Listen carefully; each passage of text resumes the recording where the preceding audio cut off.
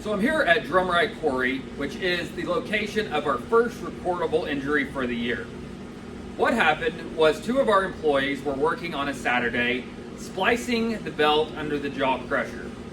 One of our employees was working out of the man basket while tied off. Our other employee was wearing fall protection, but he wasn't quite tied off 100%. He was actually only wearing a single shock absorbing lanyard, which means he cannot 100% be tied off.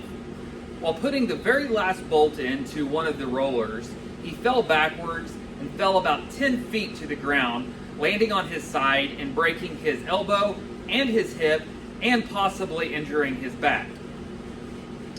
What's so hard about this incident is this is entirely avoidable. This didn't have to happen.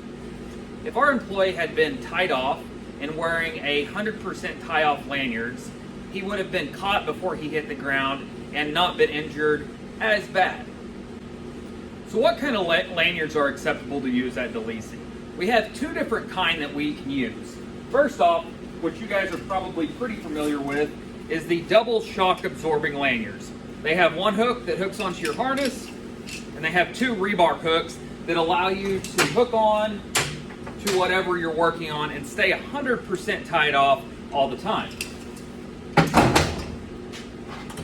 Now these are fairly new, but you've probably seen them around, and this is a SRL, and it basically works like a seat belt, and if you pull too hard on it, it automatically locks up. So you always have to have two of these attached to your harness at all times if you're going to use these, and it's the same concept. When you hook one on, you don't take it off until another hook is hooked on. That way you can remain 100% tied off no matter what you're working on. That's how this incident would have been avoided. Had he been wearing his double either shock absorbing lanyards or SRLs, and he would have been tied off to the frame, to the man lift, to something else, when he fell, it would have caught him before he actually hit the ground and helped him not to get in an injury that required him to be hospitalized. Now, I know we've talked about this before, but when do we need to be tied off? What's the appropriate height that we actually have to be tied off to something while working? So MSHA states that we need to be tied off at 4 feet. So anything 4 feet and higher, you have to be tied off while working from those platforms. Okay, so here's the tricky part. How do we tie off and what do we tie off to? So whatever we tie off to has to be able to hold 5,000 pounds. So if you can imagine, before you hook onto something, if it can hold the weight of a 3/4 ton pickup, you're probably okay. That means that you can't hook on to electrical conduit because that's not going to be able to hold 5,000 pounds. Now, when we're looking at harnesses and we're looking at those lanyards, what do we tie off? How much distance do we need between us and the ground to tie off to? Well, it's a little bit different. With your shock absorbing lanyards, these things are going to stretch out a little bit, and then they're going to have a deceleration time, which means all the stitching inside this bungee looking thing is going to rip as you're falling so that it can slow your fall. With these, you need to be hooked on about 18 feet above the ground so that you don't hit the ground and bounce. If you're standing on something that's only 4 feet off the ground, you have to be tied off, but if you were using one of these, you're probably still going to hit the ground. So what do?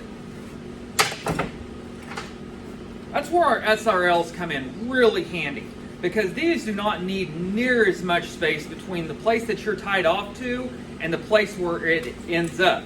So these are going to catch you almost immediately. They're going to catch.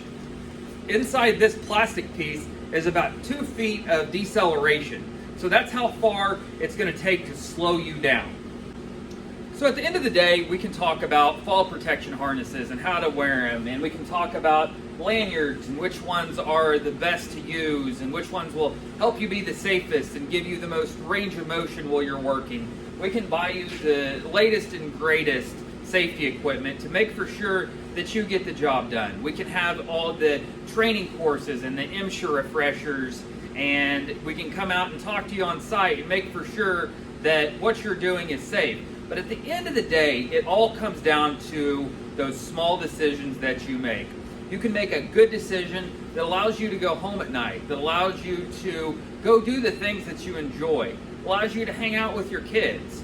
Or you could make a risky decision that winds you up in the hospital with broken bones and hopefully not dead.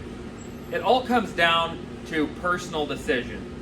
We can't be there 100% of the time to make sure you make those decisions. That's why we trust you guys to make these decisions and make Felici a safe company to work for. Not only for you, but for everybody around you. So I hope that when you're out there and you're working, I hope that you make safe decisions. Not just with the fall protection you wear, not just with, am I going to wear my PPE or not, but I hope you make safe decisions in everything that you do across the board so that we can make our goal of having a safe year and we can make sure that everybody gets home safe the same way that they showed up.